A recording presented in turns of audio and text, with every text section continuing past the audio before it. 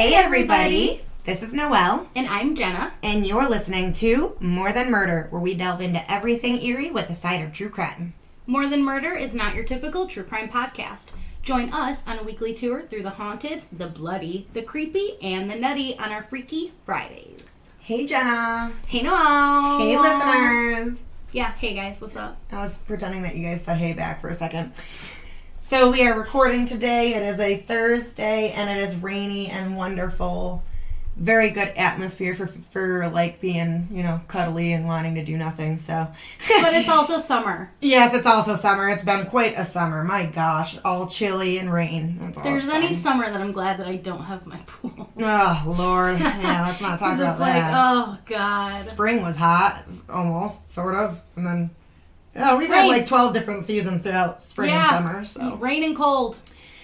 So I'm just going to get into it because today's episode is going to be a little bit longer and it's dreadful. Doozy. It's dreadful. So first, I do want to say that today's episode contains extremely graphic content and listener discretion is advised. Very much so. Very fucking yeah, it's much very so. Difficult to listen to and to talk about, to hear everything. It's difficult. This is a difficult Sensitive episode. Little beans, beware. Yes. We're going back to 1979 today in the true crime episode we're doing, talking about two men and the way they brutalized and murdered 5 teenage girls. Now, let it be known, I only call them by their last names except for their initial intros. Calling these guys in particular by their first names feels too close for comfort for me and way too personal. Yeah, no, I'm a last name type of person. Unless they have like a nickname or whatever. I usually call the victims by their first names and the perpetrators unless they have like a nickname, like Bugs or whatever, Same. So we are going to be talking about the Toolbox killers. Yeah. It's just as awful as it may sound to you guys right now if you are not familiar with this case. So we're going to start with Lawrence Bittaker. Bittaker was born September 7th in 1940 in Pittsburgh, Pennsylvania. He was actually adopted into the Bittaker family. Oh. Yes. His father's work took them all over the U.S. They went from PA to Florida to Ohio and then permanently residing in California. I didn't read anything about having like his family being abusive. I actually read this whole chart on Murderpedia. Did you know they had these charts? It's really nice to have. I'll have to show you after. I'll show you. Yeah, I don't know. And it shows like a questionnaire of like pretty much his health history and like his early life, and it said sexually abused, no; physically abused, no; bullied, no. So he had pretty good home life. Huh, okay. It wasn't like he was in a really bad adoption situation. Yeah, and it wasn't like, others that we've done where it was literally like you could see it coming type of thing. So he did eventually drop out of school at 17 and got in trouble with the police for a hit and run, auto theft, and evading arrest. This landed him in the California Youth Authority, which we've heard about before in some of our other episodes. I can't remember with who. But that was until he was 19. 19? Strange. Yeah, instead of 18. I'm not sure. Because usually 18 you're an adult, and that's when you're kind of done. Unless they got the info wrong and literally hit an error and nobody edited it, and it's supposed to be 18 and it said 19. It's very possible. Or he was 17 and he got sentenced to like 2 years or something, something like that. After that, I don't even really get into it much because literally he is in and out of jail and prison till he's like 38 years old. Yeah, makes sense. For things like robberies, shoplifting, more auto theft. He stabbed someone because I guess the story was that he was shoplifting. I didn't put this in the notes, but I do remember it. He was shoplifting, and when he went to exit, an employee tried to stop him, and he stabbed the employee or something. Oh my God. Yes, and then he committed another hit and run. In the meantime, doctors and psychologists at the prisons and jails. At prison. In the prison, at prison, whatever. Yeah. They gave Bittaker multiple diagnoses. Diagnoses? Diagnoses? That's what it looks like. Diagnoses. For psychosis, paranoid, things. A classic sociopath. I also read somewhere that he did have an IQ of 134, which is pretty weird because that's high, and this guy is just sick. I mean, a lot of the high IQs are sick people. I know. Why is that, do you think? I don't know. What's the correlation? Like where the level the brain is working on, maybe? It's just I'm weird. not sure. Because You would think that would be they'd be above that, you know, and that would be a lower IQ that would do, no. It's Ted opposite. Bundy, Yeah. It's crazy. So in one of his last prison stays, before the atrocities commenced, one of his doctors, named Dr. Markman, said, quote, that Bittaker was bound to escalate his behavior, moving on to more serious crimes. He was a highly dangerous man with no internal controls over his impulses, a man who could kill without hesitation or remorse. Bittaker later reinforced this submission by telling a cellmate someday that he planned to be bigger than Manson, which at the end they actually say the way Manson acted, because he didn't really do anything himself. No, he got everyone else to do it for him. It literally doesn't compare to this guy. Oh, no. To this guy's acting, depravity. Yeah. It's just crazy. It happens a lot. Mm-hmm. Despite the doctor's concerns, of course. Always. Bittaker was released shortly after in 1978. So at this point, he's 38 years old. Like I said, he's pretty much spent most of his life committing crimes and being locked up. In and out of. Mm-hmm. Yep. While he was there, being locked up, this last time, he met his future accomplice, Roy Norris. They always meet in fucking lockup. Yep. And you got a lot of time. You have a lot of time to talk and plot and plan. Mm-hmm. So Roy Norris. Norris was born, luckily, not February 1st, because that's my birthday, but February 2nd. Okay. 8 years. 8 years after Bittaker in 1948. Okay. In Greeley, Colorado. When he was 17, he also dropped out of school, but Norris actually joined the Navy.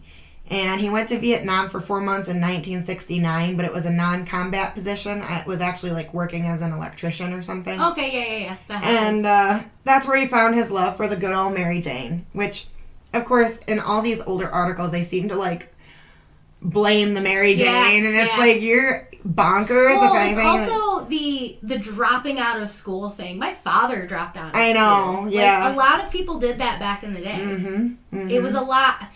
I feel like it was a lot bigger than it is nowadays. Oh, yeah, for sure. But yeah, definitely. People dropped out of school. I think that they mention it because for these guys, it wasn't just, I'm going to drop out of school and go work. It was, I'm going to drop out of school and commit a bunch of fucking crimes. Yeah.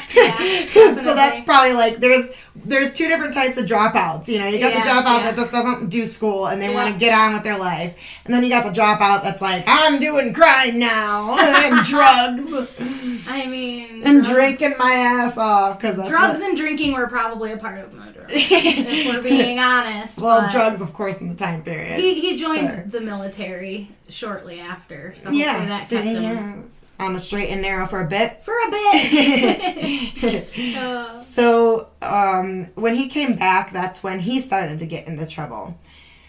As opposed to Bittaker's love for theft and cars, Norris was more into assaulting women. So now, it's kind of a match made in Twisted Heaven. Yeah, which it's funny because if you've seen the pictures, which will be on the blog, Bittaker is a scary looking dude. He looks rotten, insane, awful, mad, and just disgusting. I would not want to walk past this person in real life. I would not want to be in a room with him or a bus or anything like near this person. Nope. But Roy Norris looks more like a normal-looking guy. He does, yeah. He's got the glasses, a big smile. He looks like a happy dude. Yeah. And yet he's the one who is more into assaulting women and not Bittaker in the beginning. For that. Yeah. Although, women don't always report. I mean, rightfully so. And you never know if maybe Bittaker just didn't get in trouble or caught for doing those things. True.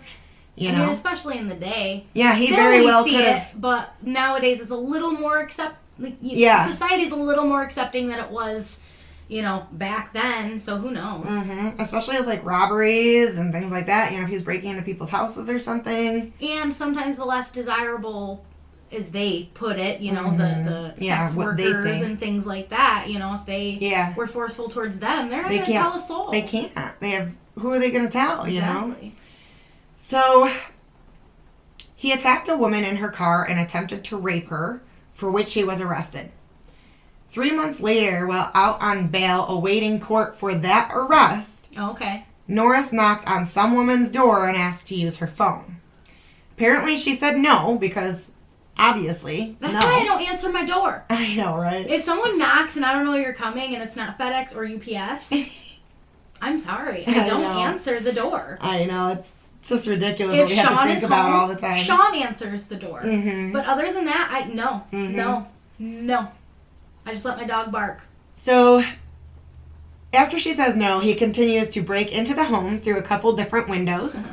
Luckily, the woman had already alerted police, and by the time Norris was able to make an entry, they were there to stop him from harming her. Oh, that's surprising. Quick. I know, that's mad quick. Maybe they lived right around the corner or something. Still.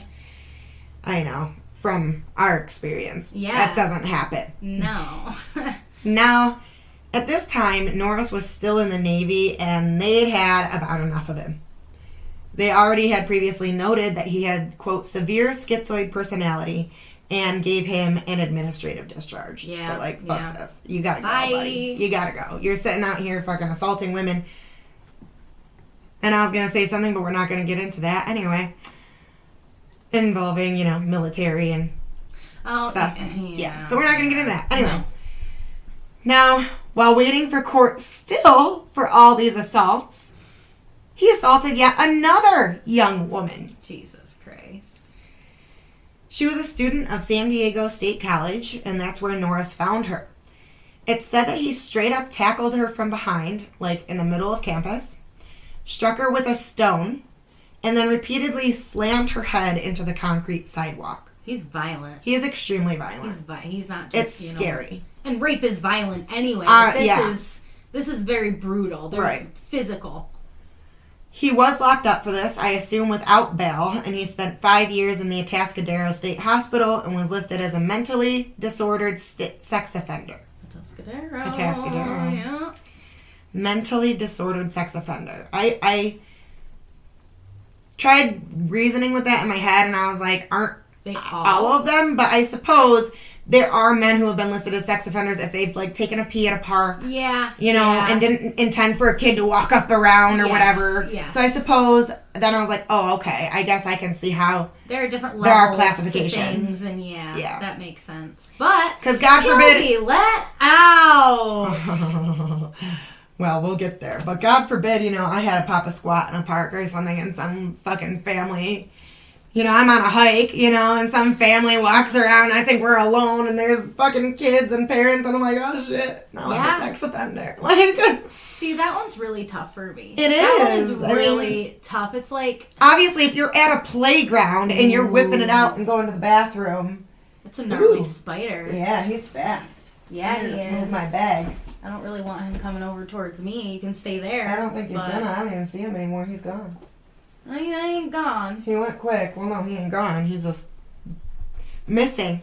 Okay, spider alert. All right. So, but yeah, anyway, if you're at a playground, obviously don't whip it out and go to the bathroom. Don't whip out your willy to take a pee. No, hold it. Hold it if you're at a park in the middle of the open. But if you're on a hike or something, I can't say that I've never had to use the bathroom in the fucking woods. We've been fishing and we're far away and I have to pee, so I go to the car and I open the door. Exactly. Sometimes you gotta pop a squat, guys. I love that we live in the country because you don't know how many. We have specific back roads that we will go down if I have to go pee. Yes, yes. And we're going on a specific route. And you just open both sides of the passenger doors and then you go right in the middle and it's all good. I also feel like men. Ooh, squeak.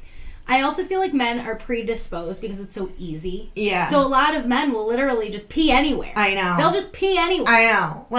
Because they literally can just boop and pee. And who knows if that's just something that's kind of taught and ingrained and something, they just... when we were cave people, we were always peeing everywhere. It didn't matter. It didn't matter. It might have mattered because sense and you don't want things to track you and things like that. So they might have been even smarter than that. Anyways, we got off track there a little bit. Fucking always do. 5 years later, he ends up being released on probation. And listed as someone who, quote, would bring no further damage to others. Bullshit! Okay, so the guy who literally was arrested for assault then continued to commit violent assaults, all while waiting for court. Yeah. He's not a danger to anyone all of a sudden after 5 years, no, right? He's got mental problems from an evaluation that you can see. 5 years is not long enough to rehabilitate. No. You can't in my opinion, with this type of person, this is not rehabilitative. There's just no. It's hard because he was in the mental hospital. Mm-hmm. Same as Ed Kemper. Mm-hmm.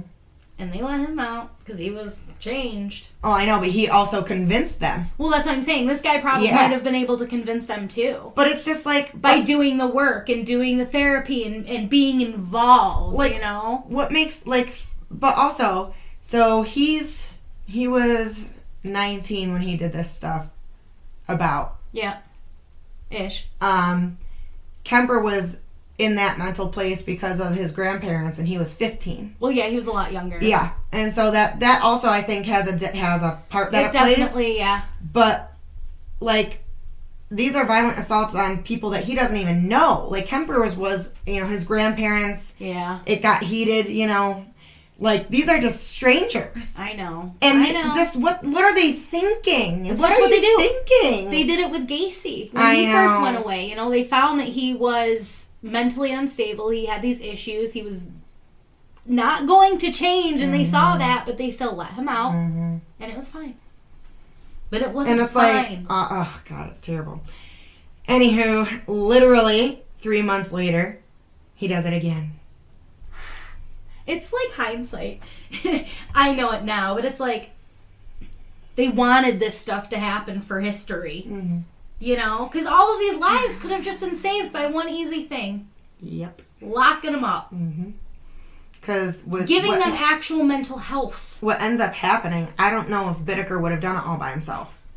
Like, probably he got an accomplice. They made a plan. They egged each other on. Filling holes that the other didn't have. Yeah. So I don't think this would have happened if it was just one of them and not the other. Yeah, they used each other to get what they needed. Uh-huh.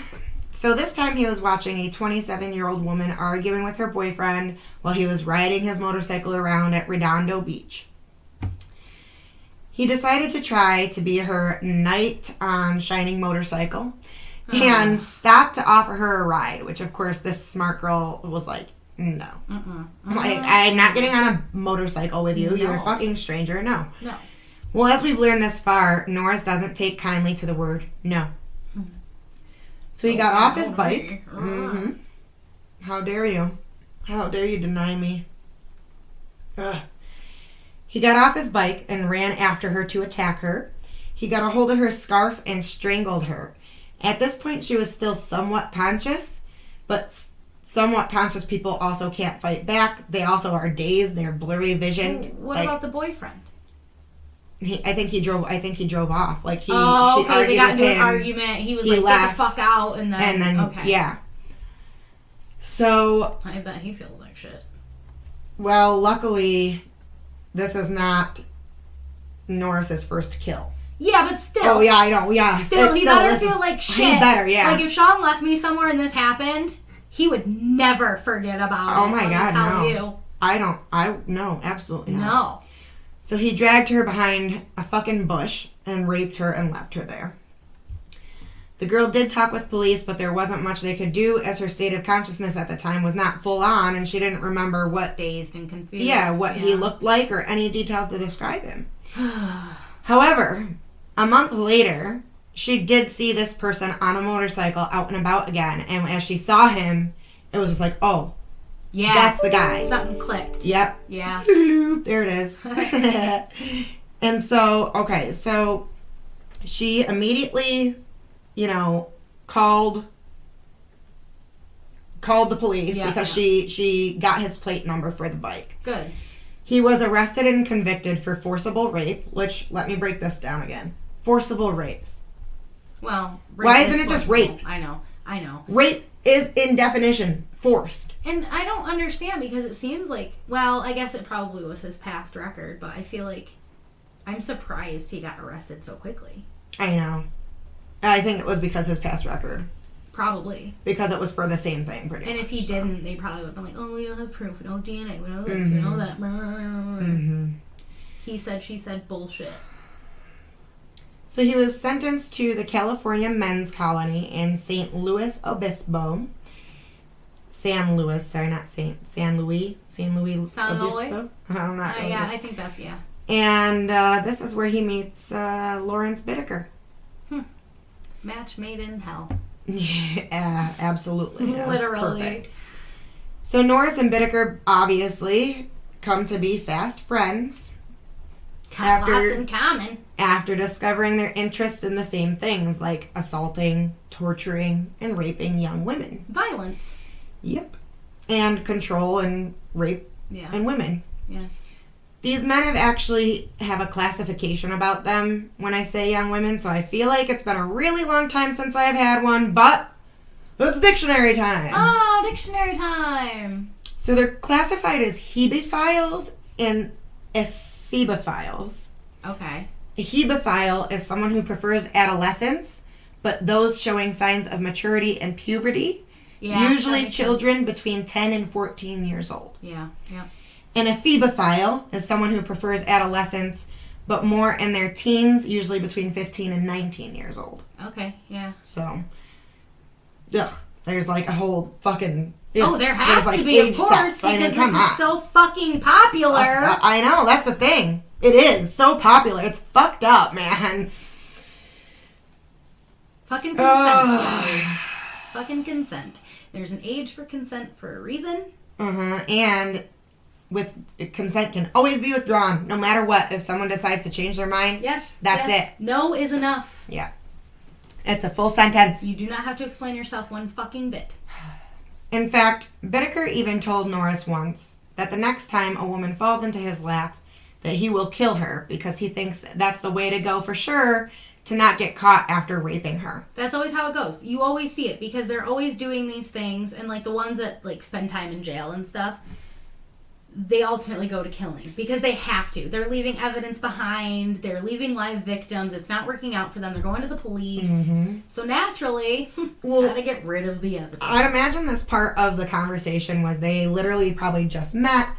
Bittaker asked Norris, hey, what are you in for? And Norris was like, oh, I raped this bitch. And, you know, she ended up telling the police and I got caught. And then Bittaker's, well, next time a bitch falls into my lap, I'm going to kill her because it's just out. I will be able. So, yeah, he actually said, quote, oh, God, you guys. It might be, this isn't even as bad as it gets. It might be fun to play a game selecting one victim for each teen year, 13 through 19, and to see how long each victim could be kept alive and screaming. Damn, that's some psychological shit. Fucked up, bro. On November 15th, 1978, Bittaker was granted parole and went back to LA for his robberies and thefts and all that. On January 15th, 2 months later, in 1979, so yeah, because it was in January, so it's like the next year, but it was only 2 months later. Yeah. Norris was also released and went to live with his mom in a trailer park, also in LA. Oh boy. Bittaker obtained a job as a machinist, and Norris, putting to use his experience in the military, did side work as like an electrician. Like, yikes. I'm thinking 3,000 times before hiring an electrician if a rapist like Roy Norris was one. Like, hell, anyone you hire to work in the house is honestly terrifying. Yeah. It is! Like, it's like... Especially if you're a single lady. Dude, anytime anybody's coming to work at your house, please have somebody there with you. I mean, I had the pool guy here yesterday, and he had to come in to look at the electrical panel. Yeah. But I felt fine. Yeah. I never got weird vibes from him. Even Atari. Atari barks at everyone. She barked at you today. Yeah, I know. Did not bark at this man. Well, still, I mean, people are also really good at hiding stuff sometimes. I know, you just never know. But I did not ever feel, and I get the vibes from people. Oh, I know, so do I, but it's just becoming terrifying. I felt pretty okay. I was like, all right, you know, you come in the door, these people all over in our cases have fooled wives and children and everybody. Well, and they always get into the business. BTK worked for ADT. Mm-hmm. Security systems. So he knew how to get into people's houses. He could probably break through their ADT. Like, I hate it all. I'm going fucking off-grid, bruv. Like, I'm not doing it anymore. I'm going to do all my own housework, which we do anyways. We hardly, like, have anybody come work on the house, but still, like... No. No. So, Bittaker one day wrote to Norris asking him to meet him in a hotel for drinks. While there, they reminisced about their time in the big house and continued their conversation about their gross, dark fantasies. Mm-hmm. And from there, they devised a plan. So, we're going to get talking about... So, it really seems like Bittaker was the one that really wanted to initiate and kind of... Like, Norris was, like, fuck yeah, I'll do this. He's dumb because he loved doing that anyway. Yeah, but Bittaker was the one who was really initiating it. Like, yeah. Oh, let's get together after prison. Like, because Norris was probably like, when we're out, we'll probably never see this guy again. And yeah. And also, like, Bittaker... kind of was giving Norris an out, being like, well, next time I do something, I'm going to kill her. Yeah. And he knows that he likes to do that, and so he was kind of like putting the seeds. The bug in his ear. Planting the seeds. Yeah. Yep. So, we're going to talk about Murder Mac. Yeah, I see Murder Mac. Murder Mac. So, now we're still in 1979. This literally only takes place in 1979. Oh my god, if they would have been in, like, New York area, my mother could have easily been a victim. She graduated in 78. Yeah. So she would have been in that. Mm-hmm. Absolutely. It's crazy. So, the side windows... Okay, I was just about to skip a sentence. Anyways, okay. We're in 1979. Bittaker goes out and buys a 1977 GMC cargo van. Fucking scary motherfuckers. Well, I mean... I'll talk about that in a second. The side windows of the van look like they may have been curtained, like a lot of them were back in that time period. It's like in that 70s show, like that kind of, like, yeah. Yeah, like the I back had... is nice, and they, like, have the... Yeah, that's what we had. We had a big blue van when I was a little baby. I don't know how to remember this, but then big blue van, and they only had the back windows, and they were curtained. I always loved those. I know. I thought I was going, like, I'm in, like, a little house. I know, right? Oh, it was awesome. So...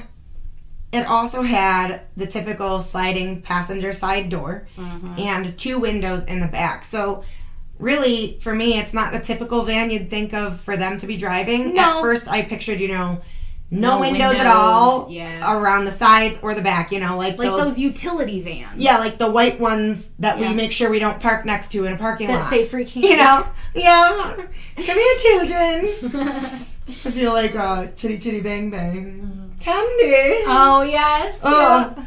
Fucking creep. He would be a great Halloween character to play with his big old nose and his like... That'd be sick. Yeah. It would be so good. We should actually go as the king and the queen. He's so funny. You are my beauty face. Oh my god, that would be hilarious. I'll be the dude. Okay, that's fine. I'll be the dude. It don't matter. Okay, so...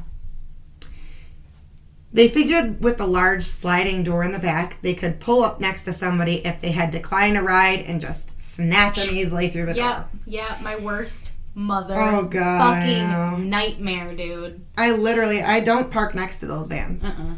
Like, I don't. And if one parks next to me, I remember what my mama always taught me. You get in through the other side of your car. Yes. You don't get in through that side. You don't get near that fucking van. And I know it's horrible for those who, work in those vans and you're like, oh, the stereotype. But honestly, this is what women like us have to worry about. And yeah, we think about it. And I'm not sorry also. I don't love parking in really busy, I'll be fucking honest. I know. I park kind of farther away where there's like empty spaces where I'm just like, burp, burp, burp, and just like fucking pull right in, don't have to worry about nothing. I mean, I'm still the one of the people that walks out. I have my key fob key already popped out. It's ready to go, yeah. And then as I'm walking up to my car, I'm looking in the windows to make sure nobody is in my the back seats or anything. Yeah, like, because that's what they'll do. They'll lay in the back, they'll wait until you sit down, and then they'll fucking come at you from behind. Gun or anything. Strangle you, whatever. Yep. So, it was Bittaker that would name the van Murder Mac. Don't name your fucking... No. I mean, I think that everybody likes to name their vehicles, but Well, yeah, it's just, my first it's so diabolical for them. First was Stella. Yeah. But still, like, don't, murder not a Mac. murder like, I know. Come on. Ugh. You're enjoying this too much. Oh, they enjoy it so much. It's it's so disgusting. Sick. So, what they begin doing, what were Bittaker called test runs. And they actually did go out, according to Bittaker, and innocently pick up and deliver 20, maybe more women. To see if they could do it, get the feelings, yeah. Well, they actually would be scoping all the areas where they would actually be able to find the best place to get rid of a body during this. Yeah. So they were actually, while they were doing that and like picking up these girls, they were looking around as to where maybe they could bring these girls. Site. Oh, yeah. Doesn't sound good. So later on in the investigation, police did find like 500 or more photos of young women smiling amongst Bittaker's stuff. So was he taking pictures of everyone he picked up? Either that or, yes, that. He definitely took pictures of all his victims, the people he picked up. And I'm wondering if it was just like when he was like driving around, he got pictures of girls on the beach and like things like that. Oh, that's Rodney Alcala type fucking bullshit. I hate that fucking one. Oh. Yeah, we're gonna have to put him on the fucking list. I mean, I can't believe he's not already. I was thinking about it the whole time. When I know, yeah. Yeah. So they finally found their spot. It was behind a gated and padlocked area, but Bittaker just smashed the lock off with a crowbar anyway. I mean, they got their tools in their van. Of course. Because this guy's an electrician, Norris is an electrician and he's a machinist, so they've got all sorts of tools. Yep. This place, this place would be in the San Gabriel Mountains, or San Gabriel. I say Gabriel because that's just, I feel like in the accent that it's supposed to be spoken in, that's how it would be said. That overlooked Glendora on a remote fire road, which is why it was blocked off. Makes sense. So, on June 24th, 1979, Bittaker had their van parked outside of Norris's mom's trailer park. He was working on installing this makeshift bed that he had made. And this bed was to go in the van and had just enough space below it that they could, can you guess?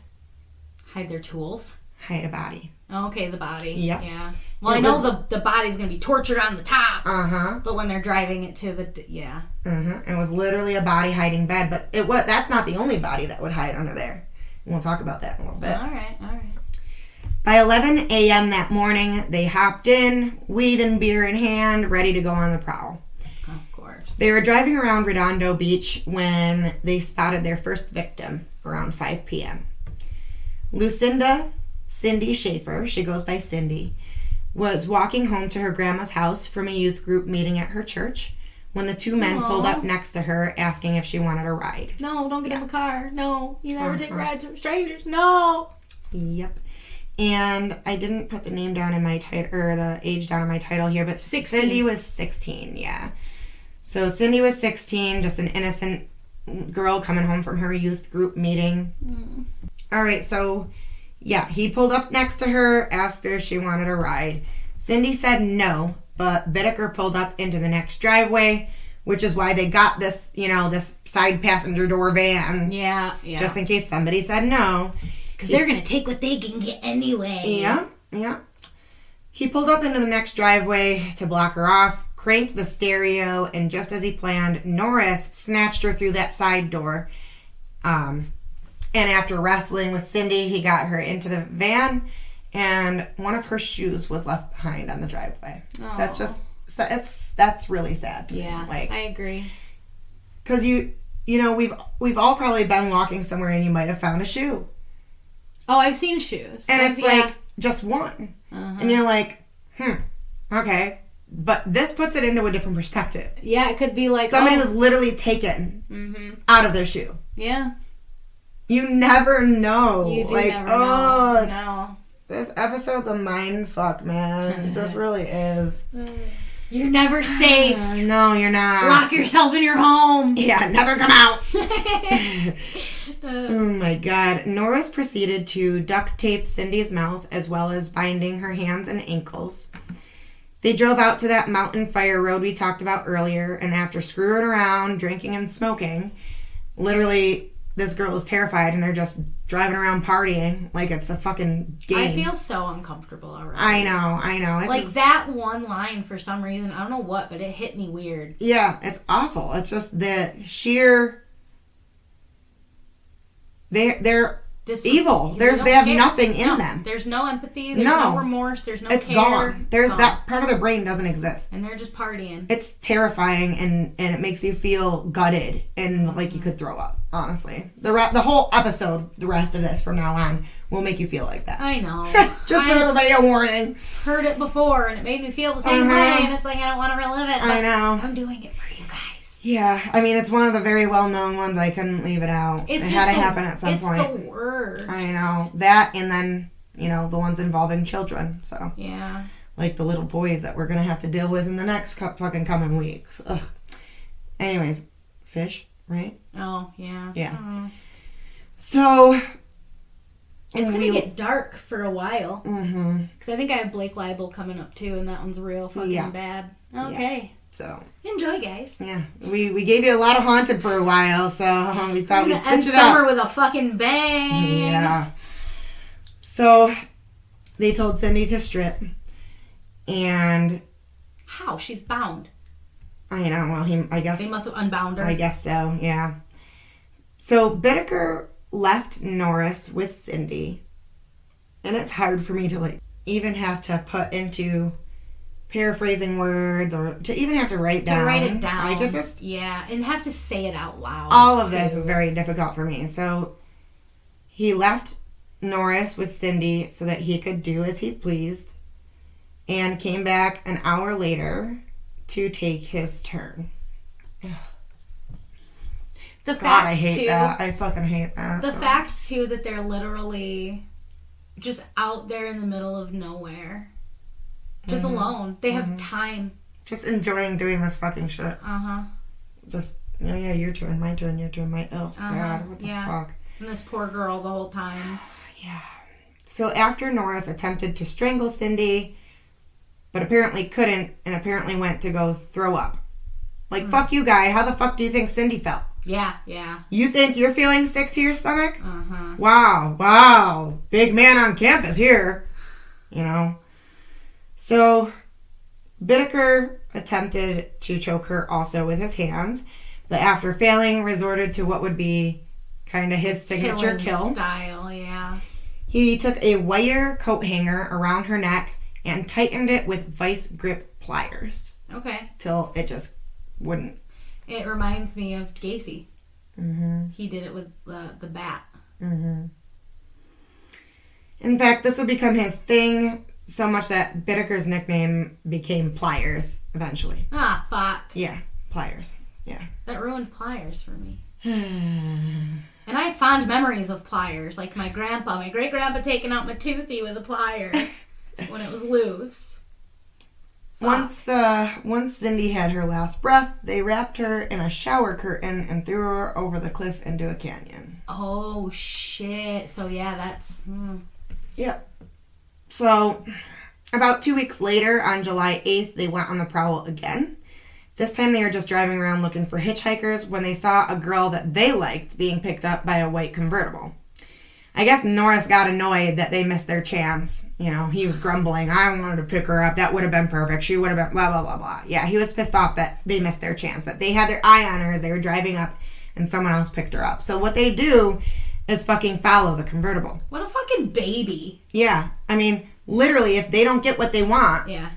This is the end of the world. It's fucked up. And that honestly, no can actually be that bad.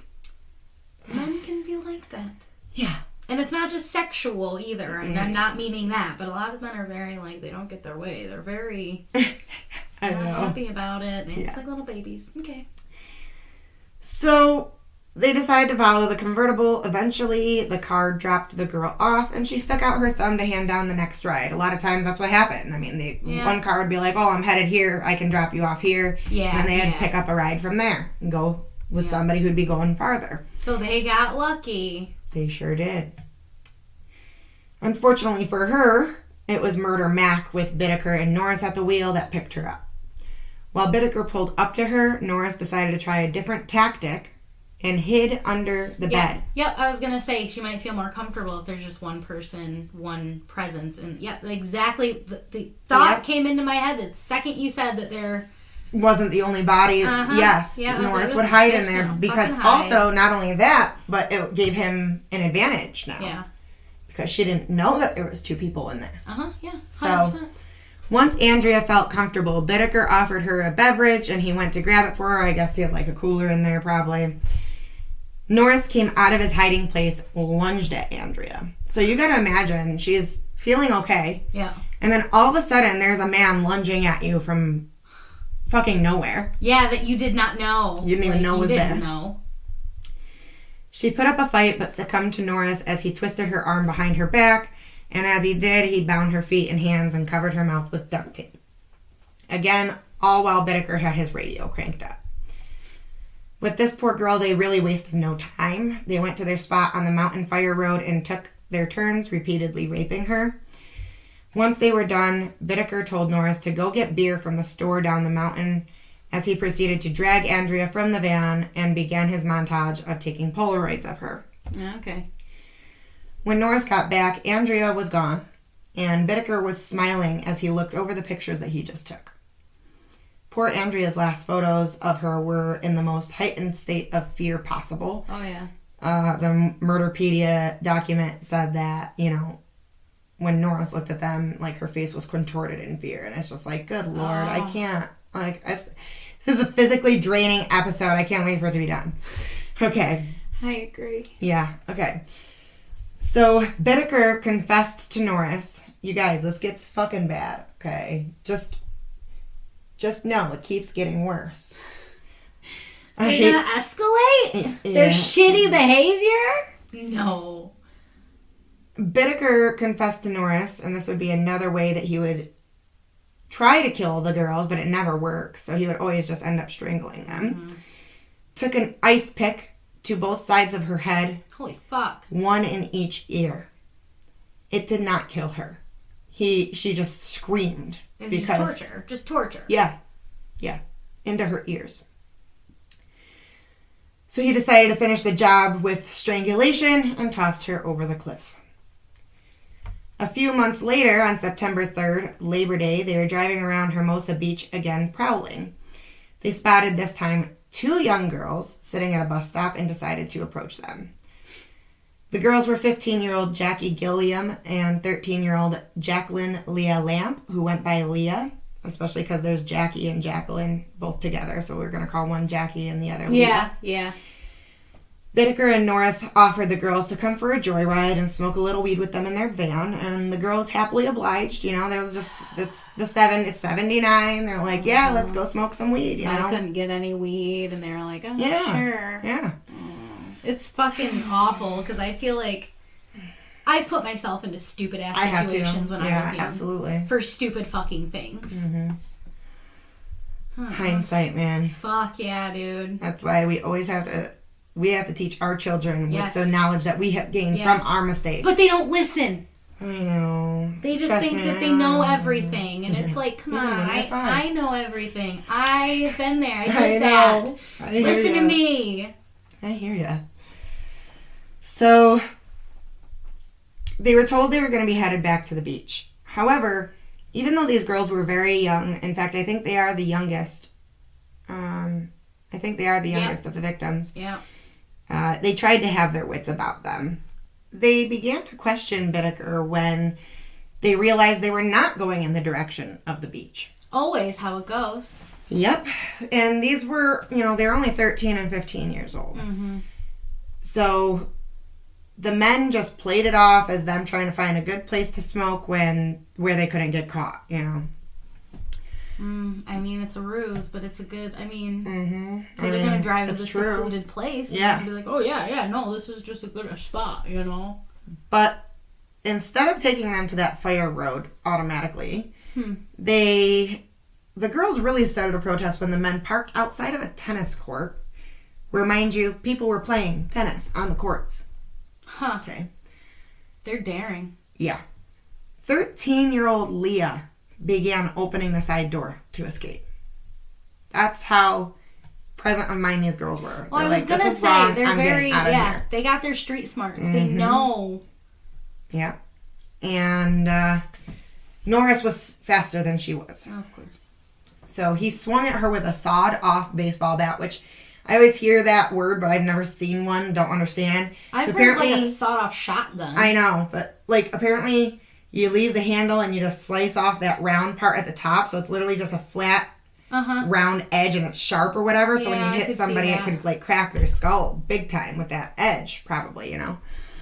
Oh, so he clobbered her against the head with that. And then the three of them began to fight. So Leah, there's two girls. Norris, and I'm sorry, and Jackie. Wow. Jackie, yes. I kept wanting to say Gilliam, but I wanted to call her by her first name. Jacqueline and Jackie. Yes, they're both Jackie. Yes, Jackie. They all started fighting. Yeah. But Bittaker jumped in and was able to get the girls quiet and restrained with their duct tape. Well, I was going to say, unfortunately... There's two men. At 15 and 13, and women are more petite. Yeah. They probably, like... They don't have a lot of muscle mass right back, now. No. But I'm sure that usually Norris could get one girl under control, and definitely Bittaker coming in could be, like, done.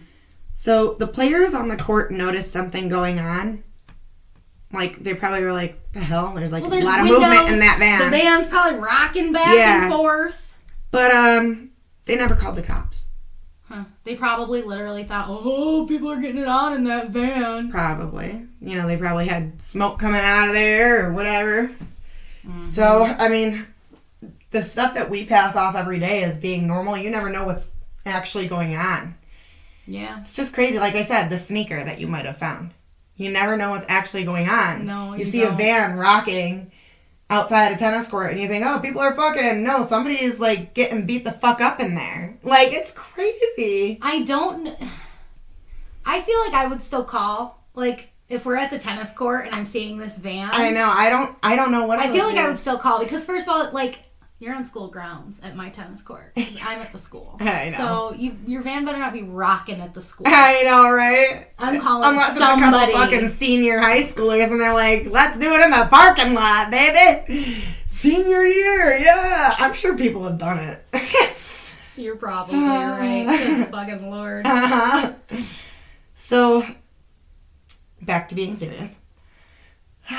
So, Bittaker noticed that the players were, like, kind of watching, and he decided to speed off and go. There's fucking windows. I know. Why did you go there in the first place? There's people there. You have your mountain fire road. Go there, which is where they decided to go. Well, that's the thing is we don't really find out exactly why he did go there. No, they do. They're very random, but then also very routine in some other ways. Like, it's weird. Because they take them, and then the girl just tried to escape, so then it was, like, foiled. Yeah. So you don't really find out exactly what their headspace was on taking them. Unless we watch interviews, which I don't want to watch interviews of Lawrence Bittaker. It'd be in my nightmares. I probably would. Honestly, I probably would. We'd probably go back to my house and watch him all day, but honestly, watching him talk would be in my nightmares. I think I'd go to sleep and dream about fucking awful Lawrence Bittaker. He's scary. His face just imprints your brain. It's awful. So, this time around, it was different for Bittaker and Norris. They kept those girls alive for 2 fucking days. Yeah. So they were just in the van, just traveling around in the van? No, they went to the mountain fire road and kept them there in the van. Oh, so they just didn't go anywhere else except there and just 2 days of torture and just... Okay. 2 days of raping them the whole time and recording it now on voice recorder. Yeah. They decided Polaroids weren't enough and that they were going to start recording everything on audio. I've heard these. I have as well, and they're not good. Extremely hard. And I'll talk about that in a little bit also. I do mention some of the things and that, but Norris was heard in one of them commanding Jackie to pretend to be his cousin while he raped her. Ugh. Yeah, so not only that, but they're incestuous. They're just fucked the fuck up. They're fucked. They're fucked. That's what I say. You guys couldn't see my hand movements, but you don't even want to know. Just take care of it. It's just between us, guys. Remove them from the planet. I just don't. Oh, good Lord. I know. Just. I guess at this point, I didn't realize this, but the men still had jobs. Okay. Yeah. Was it like a weekend? No, I think that maybe they just had, one's a machinist, one's an electrician. Your days off probably vary, whatever. Yeah. Maybe not the machinist. I feel like you'd work in a factory for that, but who knows. And Bittaker was going to be late for his shift, so he decided it was time to cut the act and get rid of the girls now, after the 2 days. So, in traditional Bittaker fashion... Sorry, this part's so hard. I know. He stabbed Jackie Gilliam in both ears with the ice pick again. It did not kill this poor girl again. And while leaving the ice pick in her head, the 2 men took turns strangling her to death. The next was poor Leah. She was being strangled by Bittaker, while Norris bludgeoned her in the head with a sledgehammer 7 times. So he's smashing her in the head with a hammer. That's actually what they classified it as well on here. I know. Completely overkill. Yeah. Like, she's being choked, and also he's smashing her in the head. One time would have been... What the You wouldn't have even needed to choke. Oh, this episode's so draining. To have to write it and then read it out loud. It's hard, too, because I'm a very visual person. Oh, I am, too. So I'm seeing it in my head. Yeah. I don't like... No. I don't like skulls flattening. No, I can't handle it. They tossed both girls over the cliff. When they were later found, Jackie still had the ice pick lodged in her ear. Yeah. You know it doesn't work. Stop doing it. He liked it. I know. He liked that they wanted to keep them screaming. They even said that, and it made her scream. And I wonder, with it going through the ear, they're probably deaf. They gotta be. I feel like they could hear. They gotta be. Whole end of... Almost the end of life, you can't even hear. No, and it's piercing into your brain a little bit in there. Well, that's probably why I thought you would die. Yeah, I would. I probably would have thought the same thing, honestly. But I guess it just depends on what part or what angle. Yeah. I mean, I don't know. It's very disturbing because they're using ice picks for lobotomies, and that's going up into the but they only went in like this much. So yeah, maybe he didn't get it in far enough. I guess, but. Yeah, it's like you said, I'm a very visual person as well. It's very difficult. It is very difficult. After their close call at the tennis court, the 2 men were, scared. The police were called by the tennis players and laid low for about 2 months. I guess Norris was hiding out at his mom's where he lived, and Bittaker found a new apartment. By the way, not to scare anybody who lives in an apartment, but could you imagine Bittaker being your fucking neighbor in the same building as you? In the building as you. You're walking into the lobby, and Bittaker walks in and grins at you. Oh my God, no. He would know where I live. He'd break in. He'd kill. No, I'm done. I'm moving. I mean, Dahmer lived in an apartment too. I know. It's awful. Yeah. But he didn't look like that, though. No, Dahmer was pretty unassuming. Yeah. I mean, just not even knowing that he had done this stuff. Just looking at the guy being in the same apartment. I would feel... awful every time. I can picture him his walk and just himself just ugh. Honestly, I picture a very Frank-like person from Shameless. 100%. Thank you. Yes. He's kind of drunk, strutting and just gross, gravelly, unshowered, and very cocky, full of himself kind of guy. Yeah. Yes, exactly. I was picturing Frank the whole fucking time. I'm like, that's not what he looks like. Oh my God, that's so funny. So, you just, again, never know who people truly are, you guys. I'm sorry if you live in an apartment building and I scared you.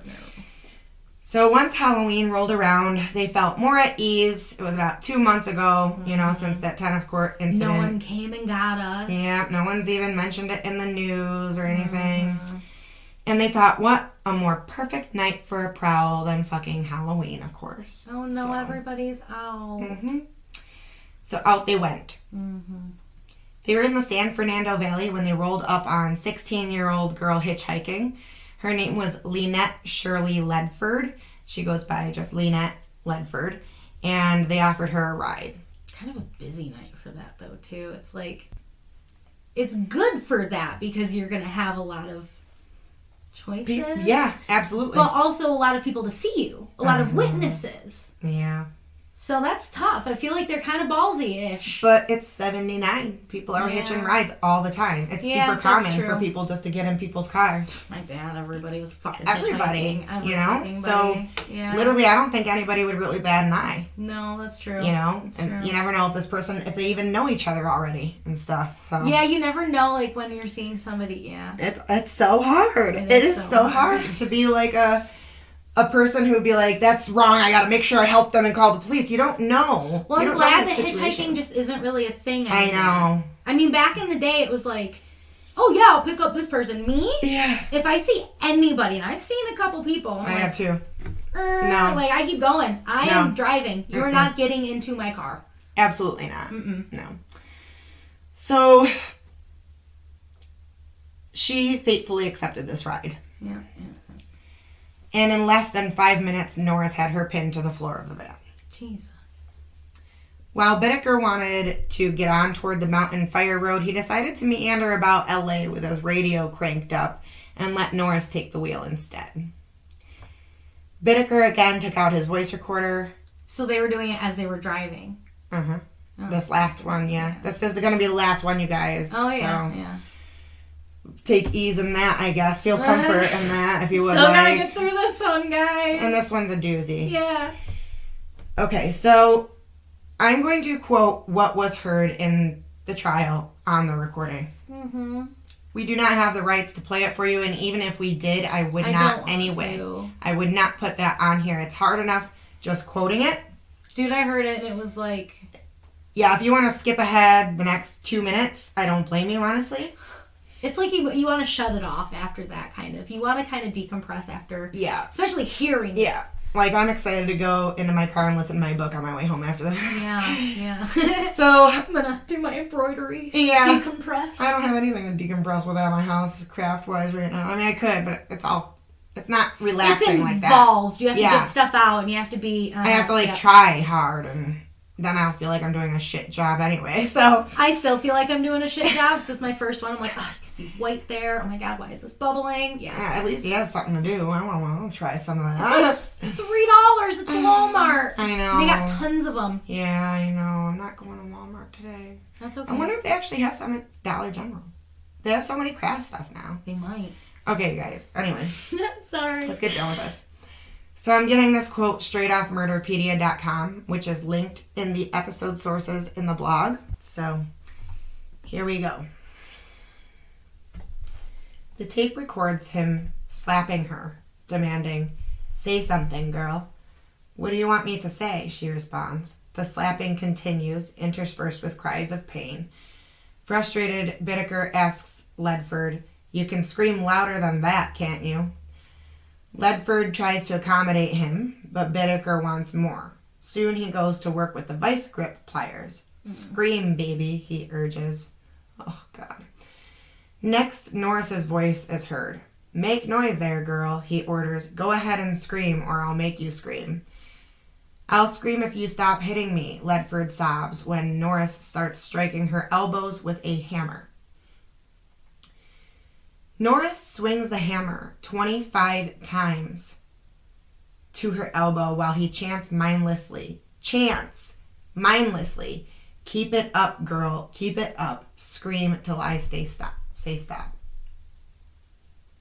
And that's what that part of the recording got. I don't have anything to say.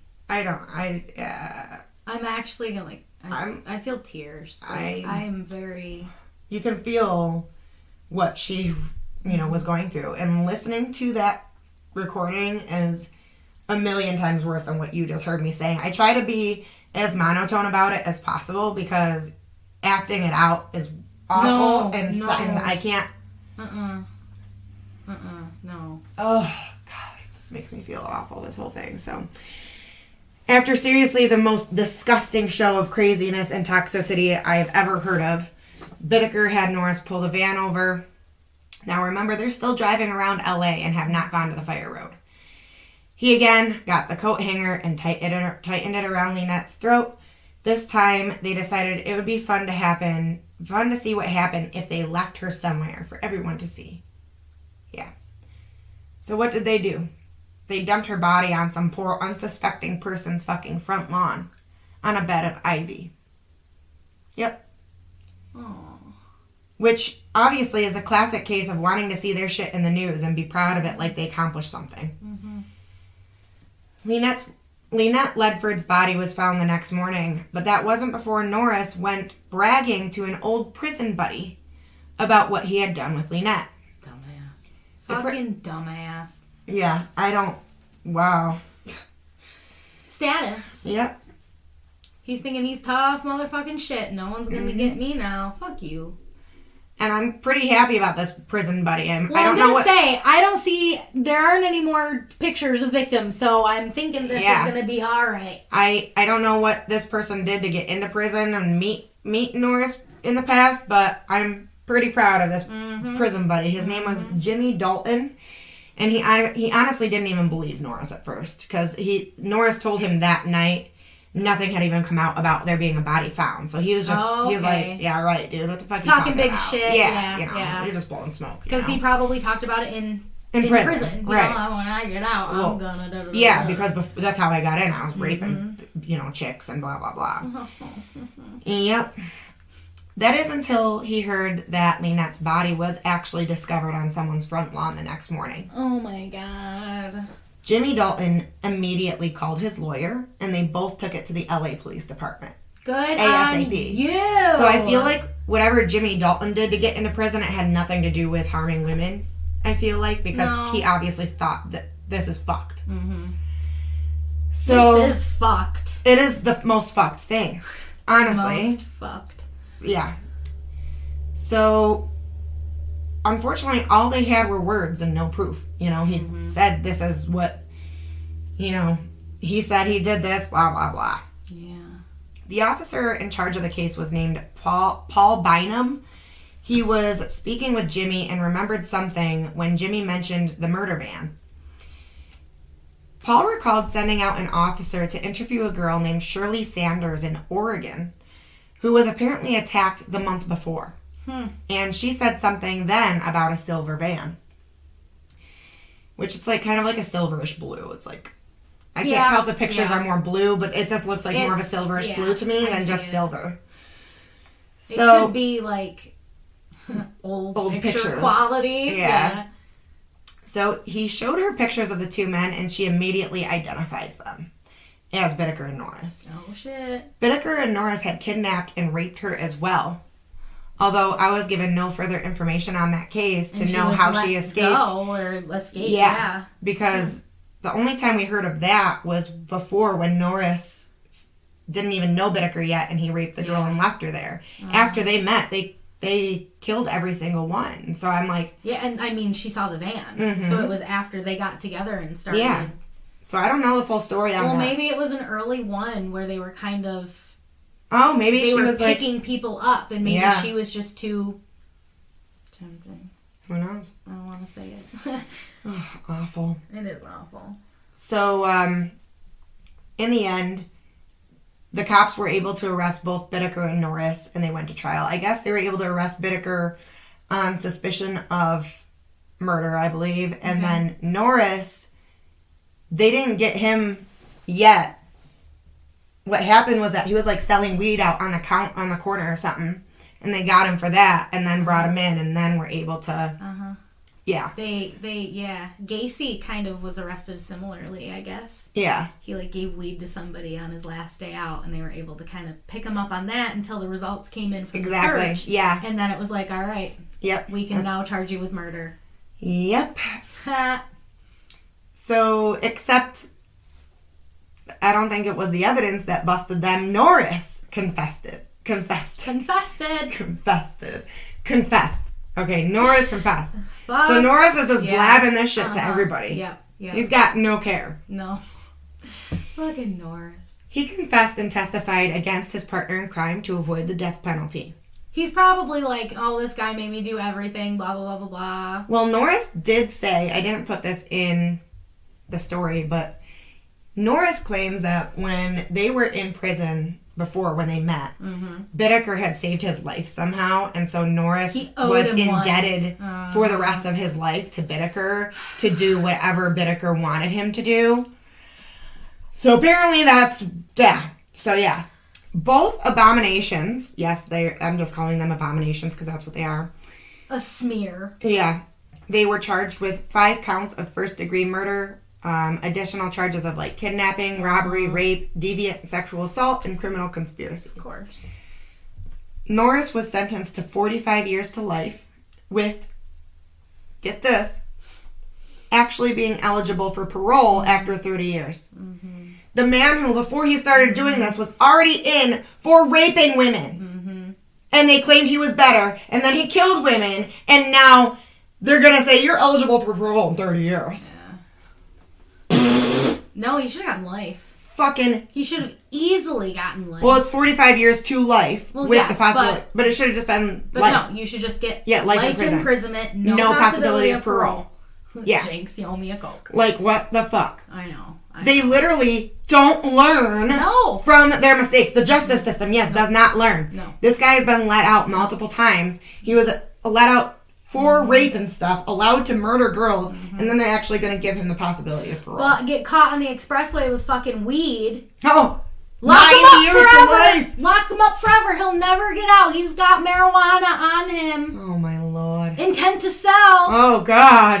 God forbid you're going to give someone the munchies. The marijuana. Yeah. Oh, clutching my pearl. For fuck's sake. You'll all be happy to know that Norris was never granted parole, and he died in prison at 72 years old just in 2020. It's good. Parole can be good because a lot of times, depending on what you do, you're not getting fucking parole. Yeah, no. Like that kid from Savona. Yeah. The child murderer that we'll cover someday. Yeah. He'll never get parole. So, Bittaker was sentenced to death in 1981, but never received the penalty as it was waived, and also this was in California. Yeah. So, of course, throughout his sentence, he made appeal after appeal after appeal after appeal, but it never took. Thankfully.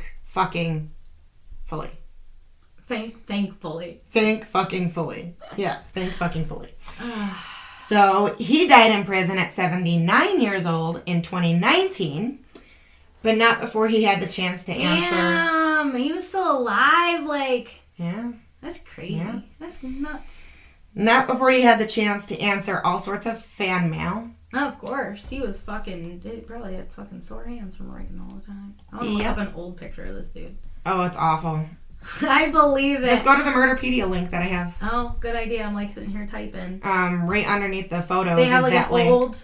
Yeah, they do. Okay. It's right underneath the photos before the episode starts. Because Richard Ramirez, dude, he did not age well. Dude, this guy looks even more like Frank as he gets. The guy looks bad, bro. Oh my god. He's terrifying. He looks like a bug. I know. He's awful. Ooh. Yeah. Whoa. So, by the way, he would sign each of his letters that he sent out pliers. Oh no. That's literally what he would sign it. So clearly he was literally the most insane and scariest person, and he still got pleasure out of it years after and was completely proud, no ounce of remorse. Well, he's famous too. People are writing to him and wanting him to give them attention. And he thinks it's funny. I'm going to sign it as pliers. You're fucking disgusting. That's disgusting. Why did nobody in prison fucking kill those guys? If you're in there for life without parole, you know you're going to be in there for life without parole, fucking do it. Take care of them, please. Well, isn't it also children are protected? I thought so. Maybe it just has to be young children. But no, these were or maybe not girls. Children. Maybe if they're not girls. Yeah, probably. Yeah. Because, Yeah. Fuck us. Yeah. There's probably a lot of people in there who are probably oh, yeah, man. Look what you good did. Job. Wow, you left a body right on somebody's yard. They're probably, I can picture it now. He was the head honcho in prison. Visualizing everything. They're in the mess hall and it's just them sitting there and they're just got crowds of people. Especially as they got older. Questions. Especially as they got older in prison, they definitely were the head honchos there. Were they in the same prison? Did I miss that? I don't know where. Okay. I feel like they would have separated them. I think they were separate. They had to have. Yeah, I really don't think they they were in the same. Although I was wondering the same thing. I should have looked at it, but I was done by the time I was done. No, I feel you. And I bet you, no. There's no way they sent them to this. No. Why would they do that? Oh, and... Oh, sorry, my tummy is growling if you hear that. No, it's not about ham sandwich. Lost my fucking train of thought. Oh, he's on death row. The other guy's not. Right. Yeah, so they probably would have been separated anyway. And no, Bittaker probably wouldn't have been able to fucking... He wouldn't have been in Pop. He might have been in, like, maybe death row Pop, if that's a thing. But yeah, I'm pretty sure death row, especially for long-time death row people, it's pretty lax-ish. Like, they have... Yes, but I don't think you're, just, like, solitary waiting for death or anything. No, but I think it is a different, like... I don't think they're mixing. No, I don't think so either. With Gen Pop. That's why it's like death row and then, yeah. Yep. Yeah. So, finally, I'm going to end this. That's the fucking end of this awful episode. It's finally done and out of the way. Bye. I'll be home watching happy movies and funny shit the rest of the day. Yep. Cuddled up in bed, nurturing my wounded heart from having to say all this awful stuff. Like I said, I'm just going to get this done quick, you guys. Make sure you follow us on YouTube. Hit the subscribe button and the bell. Leave us a comment, like our videos, like the podcast episodes. Share them out. Make sure you leave reviews on Apple and Facebook and everywhere else that you can. Please. We keep begging you every week. We will send you goodies if you let us know that you left a review. Let us know what the review was. And we will get you a goodie bag. Yeah. And that's pretty much that, y'all. Follow us on Facebook at More Than Murder. And Twitter at More Than _murder. And Insta at More Than Murder Pod. And you can always email us at the Gmail to say hello and that you love us and that we're the best and your favorite podcast in the world and that we don't have to change a thing. And your addresses because you just left us a review and you want your free shit. That's right. And, just other things that you want to chat about the podcast. So you can email direct us. link to you girls. Yes, ma'am. So that email address, yes, I was going to say web address. Nope, not web address. That email address will be morethanmurderpod@gmail.com. This is why I was going to say that, because then make sure you go to the blog. Yes. Look at the pictures of fucking ugly ass Lawrence Bittaker. That is www.morethanmurderpod.com. Yes, we got lots of things with dots and coms and www. And More Than Murder Pods and blah, blah, motherfucking blah. Yeah. So that's that, you guys. Hope that you were entertained. I don't want to say, entertained. Hopefully, You're fascinated, I guess. I don't know what to say, honestly.